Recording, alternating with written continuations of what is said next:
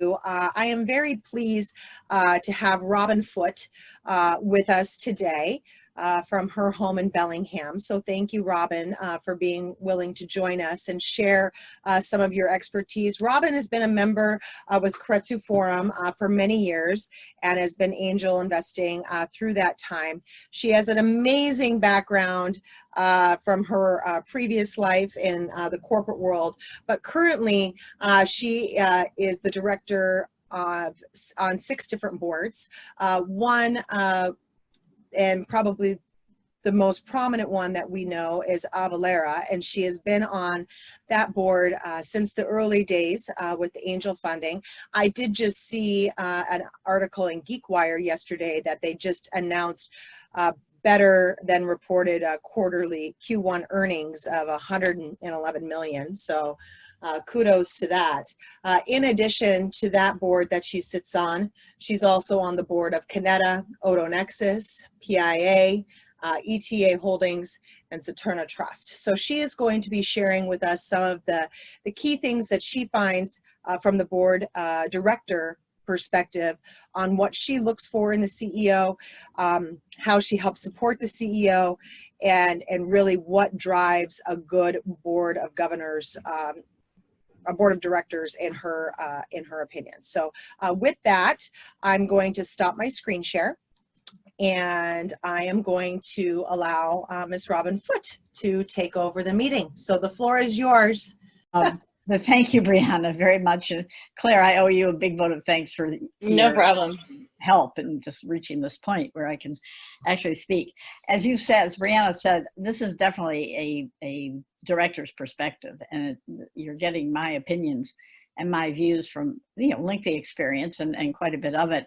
But it's not an academic treatise by any stretch. So I'd be very interested in how it comports with or compares with either others' practitioners' experience or from the academic perspective, as the case may be. We're going to cover a very, very brief recap of a few items of importance on the role of the board from really linking back to January, and then go on to governance matters and where they're spelled out and what they include. In my view, some considerations about what's effective or not, and kind of what happens as the company advances in time, and what the board might actually need to think about doing. Let's see if I can there we go. So just a quick reminder on the role of the board. The board actually controls the affairs of the company. It's elected by a majority of shareholders, and it represents all shareholders, and each director is supposed to represent all shareholders. The board appoints the officers of the company, and it oversees the CEO, who it actually hires in many cases, but in this case it may be a founder CEO who asks them to serve. But the CEO reports to the board, and the board has responsibility for the performance assessment and so forth of the CEO. So what is the board focused on primarily? Well, it's policy, it's strategy, it's making sure the company has the resources necessary, talent, money, both, to succeed. It's the performance of the company relative to the vision and plan that the entrepreneur has laid out, key milestones and timelines, and then financial and other metrics. And really, I would say on the financials, should be watching pipeline, revenue growth, gross margin, expenses, and net, bottom line. And also, obviously, almost most important, the cash burn. Over time, you'll add other metrics that are of particular import to the company, but it probably revolve around things like churn among the customers, if any, and net revenue retention rate, which is the individual customer equivalent of same-store sales, in a sense, if you will. And also, of course, net cash flow from operations. Is it positive? Is it negative? How's it trending? How are we doing on that most critical of all resources, the cash that supports the company and its growth? The board also then, as I mentioned, has a responsibility to assess the CEO performance and to set CEO compensation. That will, of course, be negotiated in an upfront employment agreement between the CEO and the board, most likely. That usually exists for each company. And that will spell out terms of employment and all the rest, but it will also include compensation considerations. To do an overall performance assessment, not only of the CEO, but also the whole company, and then identify the need for and the nature of any corrective action that may be necessary, and to help initiate that if and when necessary. So that's kind of the collective responsibility. If we think about the individual directors, each one is a corporate fiduciary elected by and responsible to all the shareholders of the company. And each one has two primary duties. I'm sure everybody knows this, but the duty of care, which is that he or she must act in the same manner as a reasonably prudent person who knew the same facts and data that the director knows, and who would be serving in their position. So it's, if you will, the reasonable person standard. And the second is the duty of loyalty, which says the director must act without personal economic conflict. Doesn't say they can't have to act without personal benefit, but they can't have an economic conflict.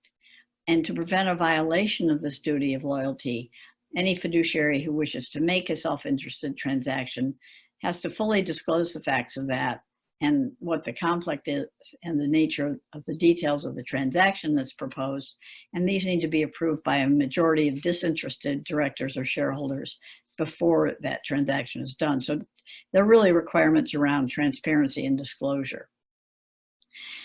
The other thing that's important is that the role of a director, an individual director, inside the board meetings, inside the company, is really more to be a challenger, to make sure that the CEO and all the other members of the board also have thought things through thoroughly, that the important questions have been asked and answered, that we haven't left critical elements unexplored. And it's not necessarily that the person believes the challenges or feels the challenges are going to lead to conclusions that things are off track, but it's just really more to be sure that all critical questions have been raised and responded to. I also would point out a couple of distinctions between what directors do and what other contributors the company may have do. And young private companies especially tend to have several other groups of contributors. One is a set of advisors who tend to be selected based on their knowledge, their experience, maybe their contacts in the field. They tend to be very preeminent. When you read the list of advisors some of our companies have, it's really a fantastic and very strong group of individuals.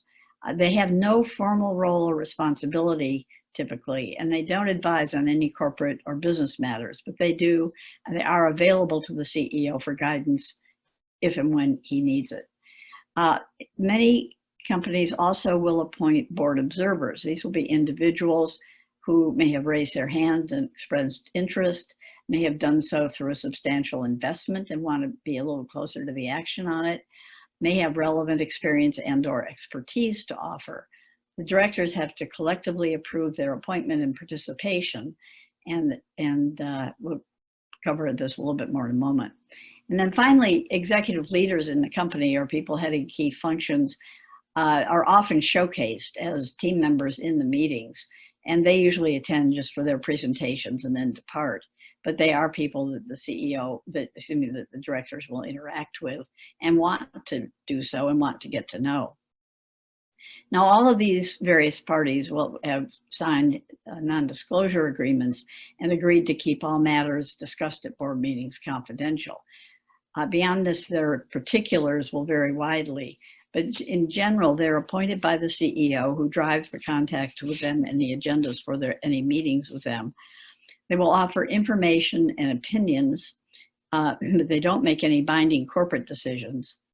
They have no fiduciary responsibilities, and they can neither vote on corporate resolutions nor participate in executive sessions of the board if they attend those meetings. Generally speaking, also, I would add, these tend to be cheerleaders for the company as opposed to challengers. So that in brief, very, very brief, is top line, a few things to remember about the role of the board. And now we'll go on to just some more general governance matters. Typically, these are outlined quite pretty thoroughly in the Corporate Articles of Incorporation and or the corporate bylaws. And those documents are sometimes they're somewhat general, and therefore they will last through a series of changes in the specifics.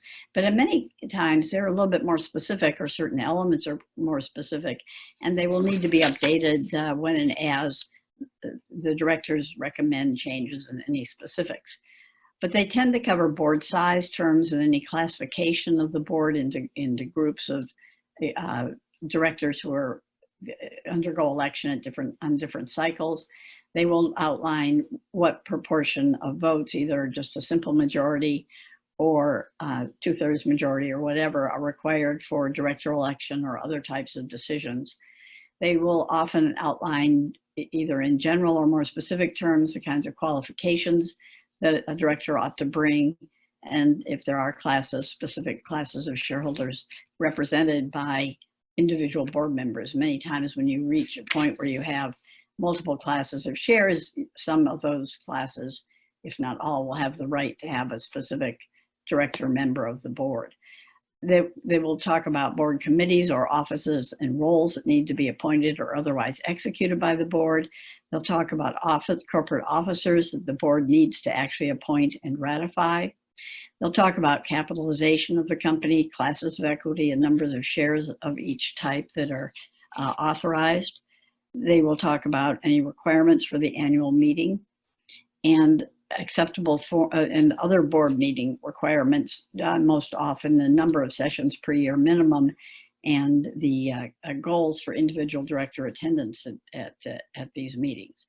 They will outline acceptable forms of communication and decision making between formal meetings, and this is really had to be addressed in more recent times because of the advent of things like these Zoom meetings, where you have a very different, it's not a face-to-face experience, but it comes close. So they've had to be expanded to allow for electronic communication and decision-making and documentation of same. And they've also typically outlined how shareholders can put topics on the agenda or nominate a director or call a meeting, and they will outline timeframes associated with that. So all of these, can change over time, but you need to revise your corporate documents and have them approved by a majority of shareholders for that to become effective. If we talk for a moment about the actual board size and composition, in a startup situation, this will generally start small. It will typically have an odd number, so there's a clear majority, but 5 would be a very typical size of a startup board.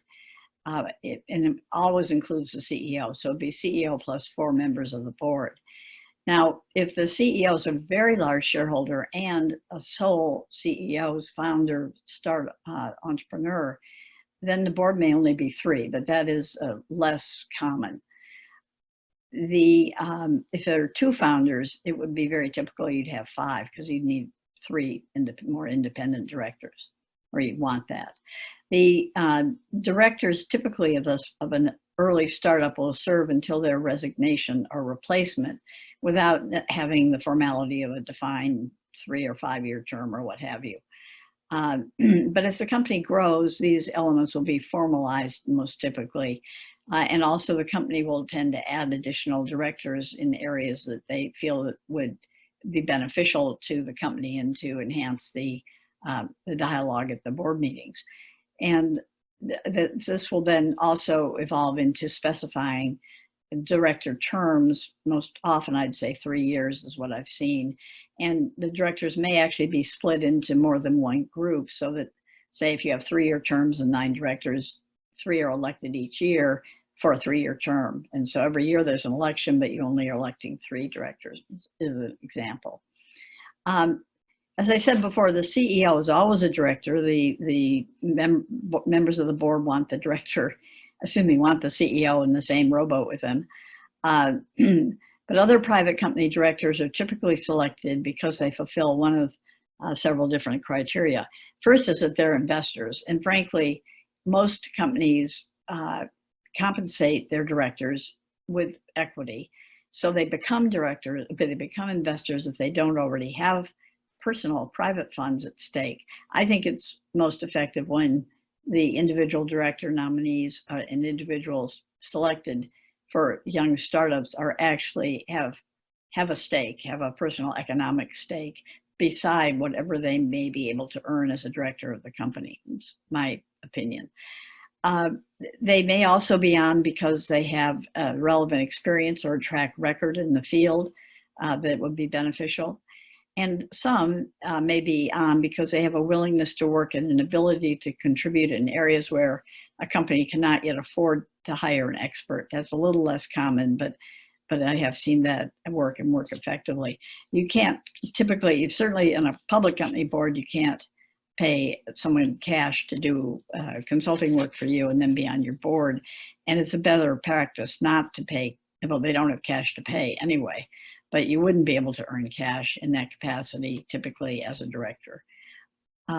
Finally, as may be applicable, one or more of these directors may represent a particular class of investor or the interests of a merged entity if in fact you've gone through a merger, so you'd be fairly far down the pike for that. But the point is that if that's the case, the dynamics on the board could well be impacted by that particular hat that a board member wears or the particular interest that has come together and that the board member feels he or she represents. And so it's important to consider the impact, if any, or what's anticipated on a post-merger board or post-expansion board as you move forward with any decision of that nature as a board of directors. One more on some of the formalities here in terms of governance process and structure. That you have a chair, and the chair may be the CEO, and that's fine, or it could be an independent director. If it's an independent director, it's most likely to be the independent lead director. There are some designated roles that need to be satisfied by the board, and these early on can be handled by fewer than 4 people. Someone may have a dual role, but they need to be fulfilled. And the first one is compensation for the CEO, as well as for all option grants at a minimum. Those are board purview. Often, though, over time, this will expand to include the broader range of the CEO's critical executive team, members of that team, as well as in both cash and equity incentive plans, and in some cases down the road, leadership development considerations. Governance is a second topic, and much of this is mundane, like scheduling meetings and setting agendas and calling special sessions, but all of that's important and needs to be done and needs somebody on top of it and making sure that it does happen and things get scheduled and set up. These duties, they're also can be included or can include secretarial duties when the company is young. And we'll come back on what those entail in a moment. Audit and finance is a third category. There's not typically a formal audit committee early on. Books are rarely audited in the first year or two of startup. Often they're kept on cash basis for obvious critical, because cash is so critical. But over time, they need to morph to including GAAP-based accounting standards and to be reflective of GAAP accounting, as well as tracking cash consumption, cash usage, and so forth. So it helps to have a financial expert on the board who's monitoring the financial accounts and reports and controls related to these. And you'll be better set up down the road as you grow and mature, because anyone who's performing due diligence as you mature is going to want to understand your financials and your what you're doing to monitor and control these yourselves. Over time, this will also usually expand to include internal audit functions and so forth. And then I mentioned secretarial overall. There is a need to have a formal secretary who's a board officer with responsibility for completeness and accuracy of the company's books and records. That said, that individual can essentially delegate to and rely on assurances from a third party like a corporate attorney. So it sounds quite intense and onerous, but it really isn't and doesn't need to be, depending on how the board chooses to set up that responsibility. Meetings now themselves, I mentioned it's very common to see an annual shareholder meeting plus 4 meetings once a quarter. You may have meetings every other month. You may meet monthly, or you may have calls in between each month to just go over critical items, depending on what you're working on and what the timelines are like and how frequently the board actually wants specific updates. Ideally, you have good discipline around meetings. So dates will be set well in advance. Agendas and discussion materials will be distributed well in advance. And the agendas provide objective facts and data regarding performance relative to the vision that the entrepreneur holds, the strategy and plans and milestones and timelines that have been laid out for achievement and for realization of that vision, and similar updates on how we're doing in the current year. And also good discipline is meetings start and end on time, and every meeting includes an executive session. I would say these, the disciplines surrounding meetings emerge over time and become better embedded over time. They're typically not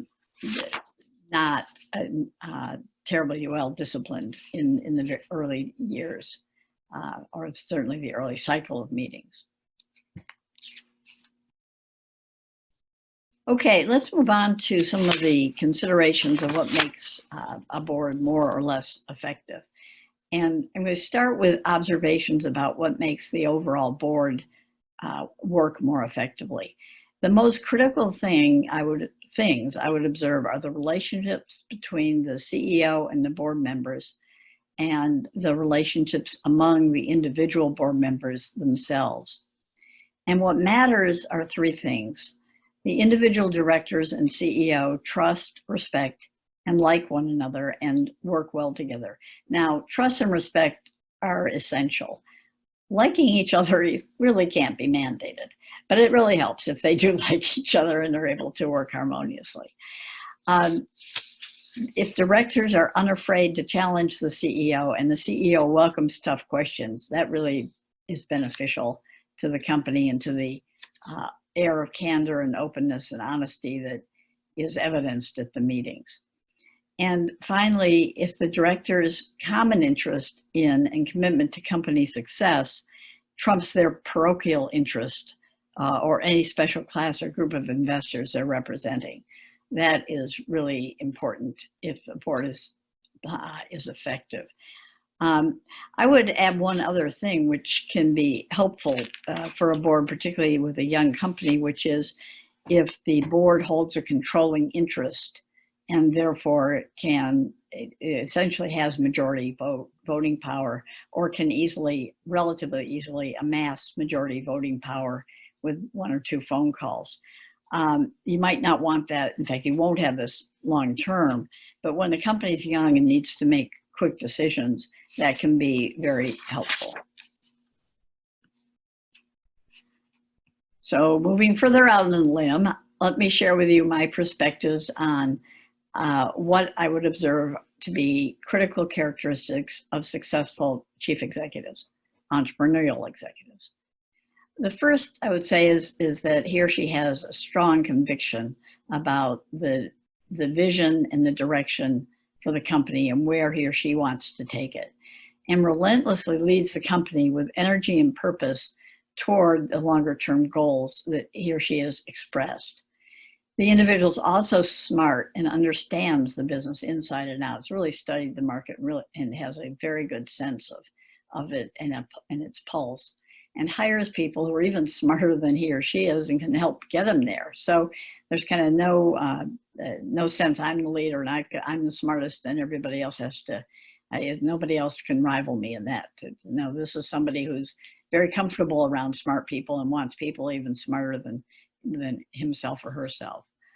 And the second thing is the CEO is relatively fearless, constantly on the lookout for ways to advance and accelerate the development of the company along the defined strategic path, and is able to make a really strong, compelling case for investment and for employment at the company, and one that's focused on opportunity available to the investor on the one hand or the employee on the other, and is not loaded with risk or doubt. The leader is a charismatic individual, and I'll give you what, in my view, constitutes charisma in this sense. This is someone who can create loyal and enthusiastic investors and employees through personal outreach and articulation of his or her vision, so everyone understands his or her role or stake in achieving it and the opportunity it presents. This individual is also open, honest, loyal, and humble, I would say, and has a good sense of humor, helps a lot, with directors, investors, and employees, and treats all of them fairly.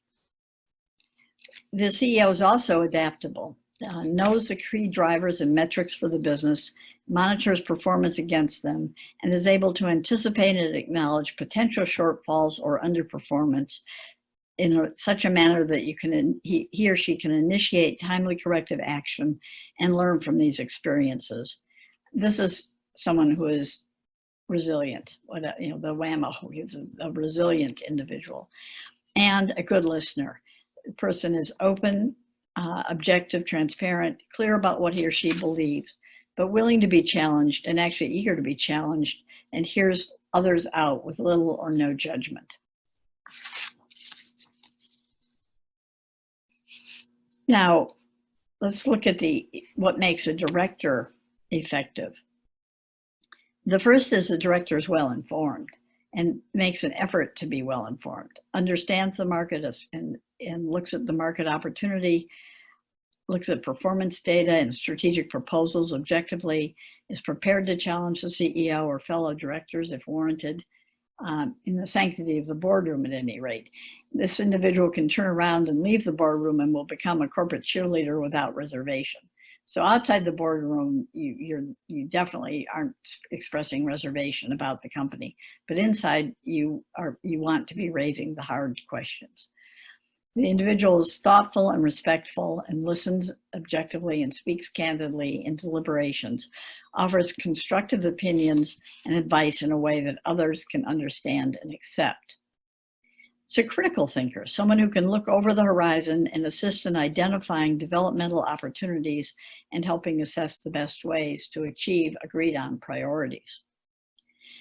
It's a value-added contributor, someone committed to company success, who has relevant experience and expertise or contacts with potential investors or acquirers, and is willing to help contact these and put them to use in service of the company, whether to help in fundraising or sourcing key potential executives or new directors, or eventually helping to define an attractive exit for the company.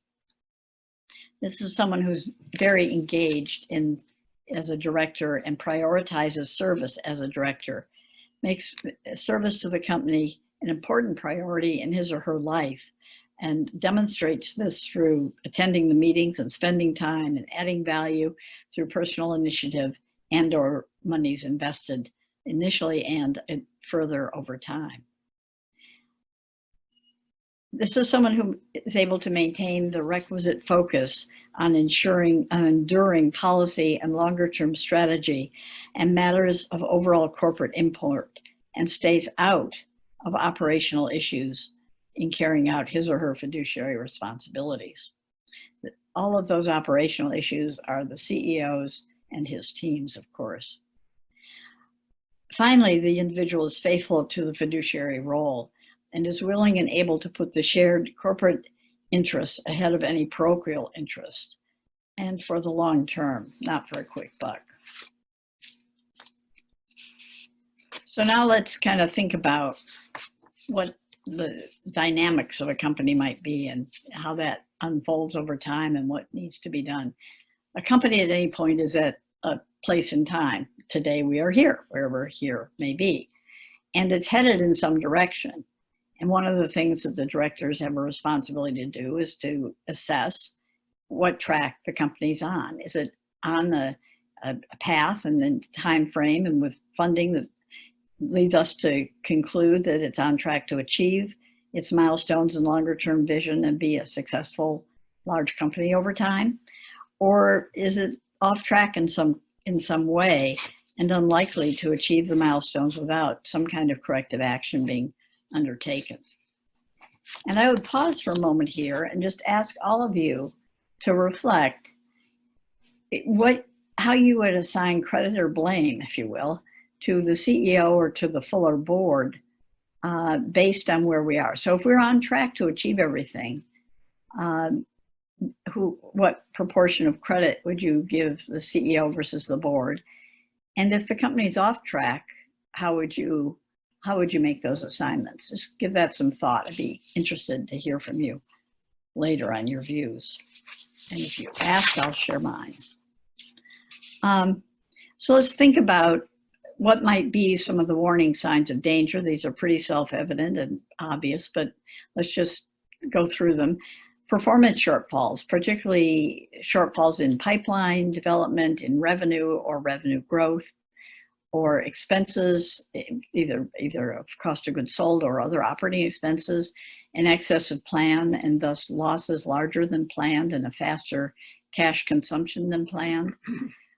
And or a slower ability or a less ability to raise the kind of funding needed to actually achieve the plans in the timelines originally specified, or that just generate less than is needed overall. So an inability to excite the market, if you will, to funding this company versus other alternatives, perhaps.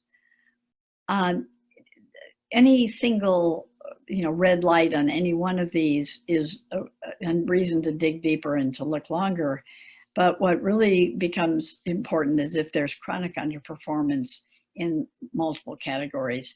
At that point, you really do have a dangerous situation that suggests that you need to step back and assess where you are, what needs to be done short and longer term to get back on track toward a good outcome. If you find that growth capital, monies raised with a specific purpose of expanding the company, are being used for operating purposes, that is a giant red flag. You're not keeping faith with investors at that point, and it also says something, you're too short of funds to be running the company right now. If you don't have the ability to hire the talent that's really needed to advance the interests of the business, whether because you can't find them or because you can't pay them enough, or if you see that there's high turnover among critical positions, those would be warning signs. If there's a lack of cohesion or some other kind of dysfunction among board members, that would be a warning sign. And if the CEO, him or herself, is having to spend too much time resolving board disputes or addressing the board on various matters rather than running the company, that is another warning sign of danger. And so if you see these red flags, the board has several other important decisions. The first is to get at why are we off track? Where is the shortfall? How serious are those gaps, and what do we need to do to correct those deficiencies? And what is the urgency with which we need to take action? Is this early? There are one or two red flags we're seeing, or is this a sustained issue? And if we don't act, we're really going to go off the rails and we won't have the money, and we will really not be serving our investor community or the company well. And the determination, therefore, that the board needs to make has to address several matters. Where are we and what constitutes a successful outcome from this juncture forward for the company and its shareholders? We all know that these companies, young companies, typically take more money and more time to achieve the goals, but some are steadily on progress to do so and some aren't. And this may require a redefinition of what constitutes success, depending on how severely off track the company is. Does the company actually have the leadership and resources that will be required to make the adjustments necessary to put the company back on a path toward what is now the defined successful outcome in a reasonable time frame? How should the determinations of the board be carried out? What steps need to be taken, with what timing, sequencing, and who should be responsible for each? And what needs to be communicated to various constituencies, including investors and employees and others, shareholders, more broadly spoken, when and who should be responsible for that communication. So that ends my formal remarks, and I will turn it back to Brianna, stop sharing and give it to you, so that Well, if you want to leave up your screen, you can. I have all the questions here, so I can. Okay. We have many questions that have come across. Okay. And I know you can't share too much on experiences, but if you could speak generally to some experiences that do come up with the questions and not be too specific, just to be in compliance with your NDAs, then that would be. Yeah, I can't speak obviously about individual specifics, and these are all amalgams, frankly, from all the years, but if I can give examples. All right, so Mike Stein has the first question, which is, please address this. When the interests of preferred shareholders and common shareholders and sometimes employees diverge, how do the board members decide? For example, do some board members specifically represent preferred shareholders and others represent common shareholders? That often is the case, and the preferred shareholders will have a representative, sometimes each class. Certainly by the time you get institutional investors, they will often negotiate a board seat as part of their investment.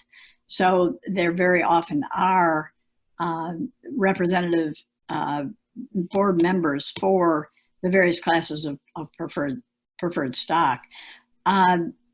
There's not necessarily a board designee for the common interests, and the common stock is most typically held by the executives, frankly, and awarded through options, or so board directors will often, they'll earn common as their fee for service, but they'll often be preferred shareholders too. Most outside investors over time in these startups have preferred shares. But not all. I mean, there are a few that it's all common, but I think that's the exception as opposed to the rule. All right, great. And is it unusual that a director, so this is along similar lines, is it unusual that a director represents a shareholder class without being a member of that class? No, that would be very unusual. That would be very unusual. Typically, it would be a member of the class. And I gotta say, over time, preferred shares all become common shares. Yeah. So you don't really wind up with a schism between preferred and common. You wind up more with potential differences between preferred and preferred. Got it. Can you talk a little bit more about the typical compensation, in particular for independent board members who aren't major investors? And so this is something we talked about yesterday a little bit in prep, is that there's some individuals who think that best practices is that you have this like independent board member who isn't a shareholder on the board. So well, if it's just a shareholder director, I mean, if it's a director like all the other directors, it will get the same compensation as all the directors. There won't be anything special for that person. If that person is serving essentially as an officer of the company, doing a CFO role, or if it's a biotech, some kind of a medical role, I have seen cases where that's been compensated through additional shares. To me, that's, that being both an officer and a director really makes it more of an employee director than an independent director, but you can argue about that. It doesn't really matter quite so much in a private company setting, but in a public company, it would be very problematic. Got it. So with the board of directors working in tandem with the CEO and helping with that fiduciary benefit, can you just provide a general example of an experience that you've had where maybe the board didn't necessarily have the three components of trust and respect and liking each other, and let's say the company got off track, were you able to steer it back on track and get the ball moving forward? Or once things go off track with a board and the CEO, is it just running into the ground? You know, it really will vary. And in my experience, there are two different things that can happen. One is that, and it depends on the circumstance, the severity, a whole bunch of other factors. So typically, they're going to wind up needing to be changes in a situation such as that. And the changes could amount to replacing board members or could amount to replacing executives. And it comes down, and those judgments will be, I think, specific to any individual company, depending on how the company wound up in the position it's in and what the directors collectively see as the options available going forward. Okay, so getting to minutes, and this goes a little bit along a question I asked a little bit later here. So do you recommend keeping minutes for all the meetings of the board or only formal meetings? So, and then with those minutes, when you are conducting your own due diligence and looking to invest in an early stage company, do you request those meeting minutes? For all formal meetings, there need to be minutes. For informal meetings, I think you get different advice probably from a lawyer on that. I keep my own notebook of what's transpiring in meetings and often go back to it if I have questions. But those are for my own jogging my own memory. They're not for corporate consumption. I find formal meeting minutes to be undernourishing, frankly. They will tell you topically what's been discussed, and they will generally refer to there ensued a discussion of, period.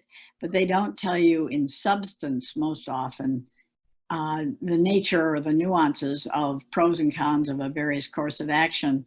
And I think that's really more to protect the company and to protect the individuals.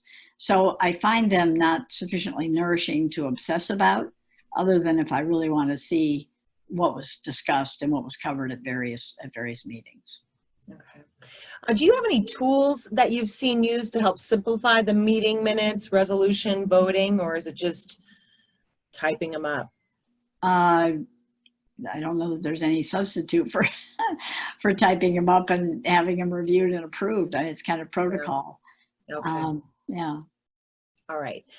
In larger companies, often though, you can have the corporate secretary, the law firm that you're working with, if you can afford the billings, one of their associates will document the meetings. Yeah, well, that gets to my next question. So in the larger companies, the corporate secretary, maybe the CFO, general counsel, or other officer who's not a board member, how do you see that working in a startup? I think it's got to be a board member. I don't know that the formal secretarial role for the board, I'm trying to think if, well, I guess it could be handled by a non-board member who attended the meetings. Mm-hmm. And in many cases, some of those people will, but it's got to be under the oversight of a board member, because someone on the board has responsibility for the completeness and accuracy of the record. Got it. All right. So if a new board member is awarded equity, their compensation, do they need to pay anything beyond the basic nominal per share value? If not, how does that conform to the per share value used in the latest investor funding round?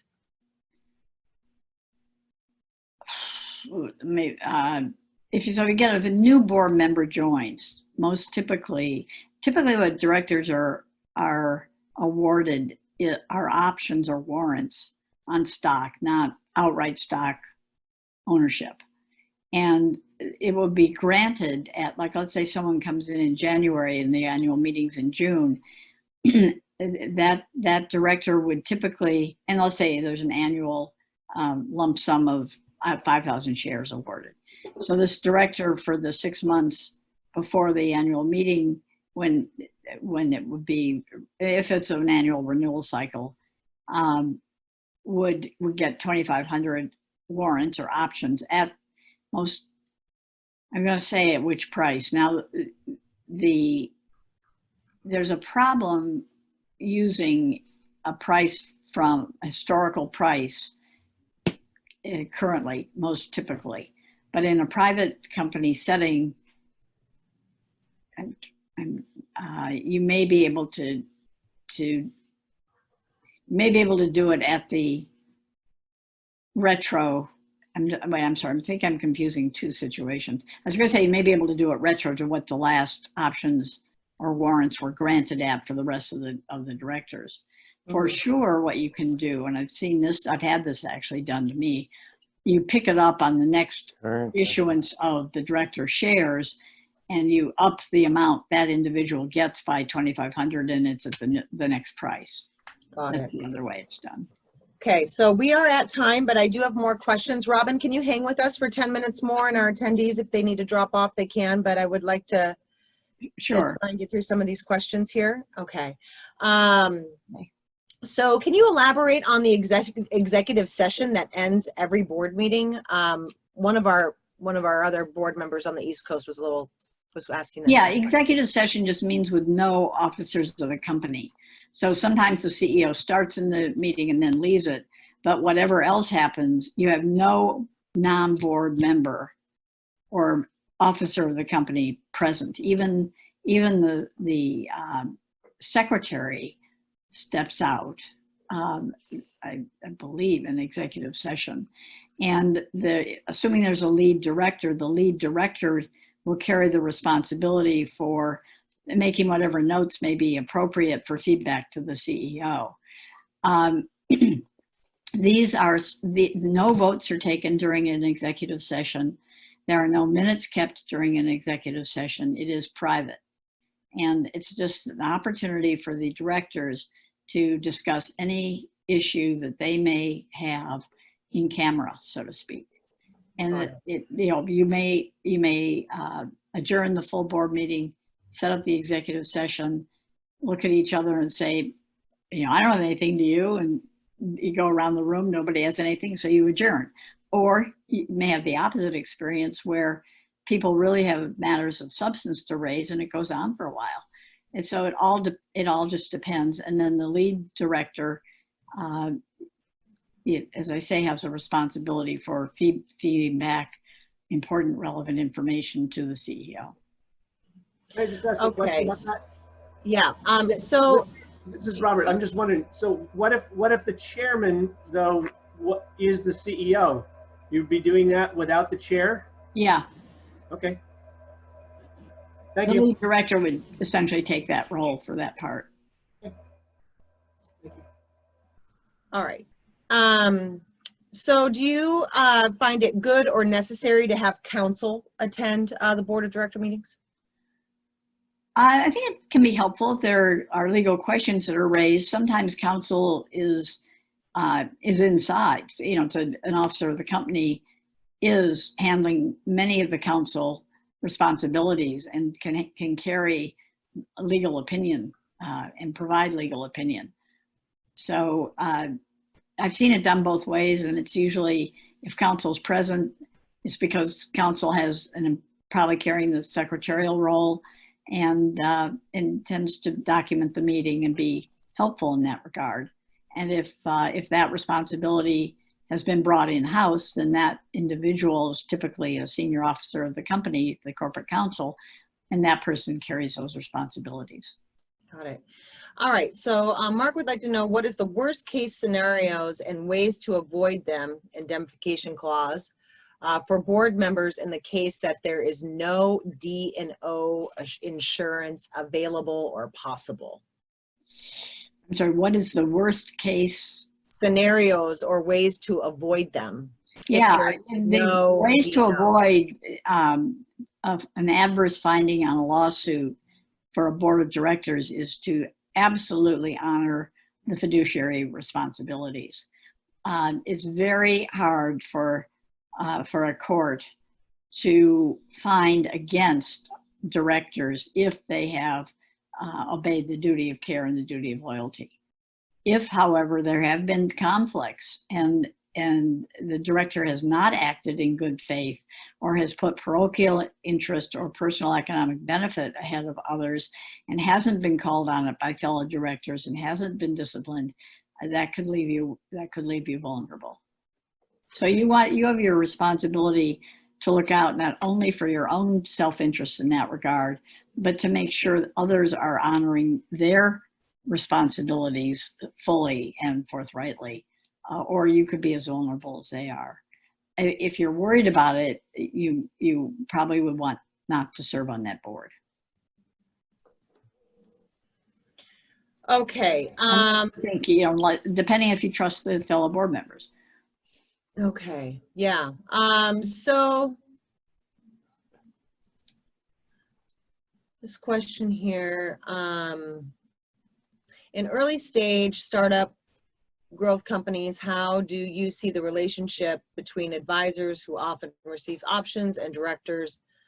When do you see the role of an advisor being less relevant, replaceable by a new director?